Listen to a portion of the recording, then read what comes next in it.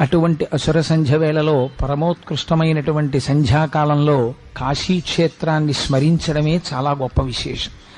నేను ఎందుచేత ఈ మాట అంటున్నానంటే, కాశీక్షేత్రాన్ని గురించినటువంటి విశేషములు అనేక పురాణాల్లో చెప్పబడ్డాయి. దాని గురించి స్కాందంలో కొంత ప్రస్తావన ఉంది. విశేషంగా బ్రహ్మవైవర్త పురాణంలో కాశీ గురించి చెప్పబడింది. కాశీకి అనేక పేర్లు.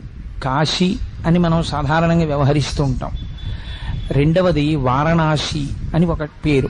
మూడవది మహాశ్మశానము అని ఒక పేరు. ఎందుకనంటే వారణాసి వెళ్ళిన వాళ్ళు చూసుంటారు, సంకల్పం చెప్పేటప్పుడు మహాశ్మశాని అని చెప్తారు. దానికి మహాశ్మశానము అని ఒక పేరు. ఈ మూడు పేర్లతో ఉంటుంది కాశీ పట్టణం.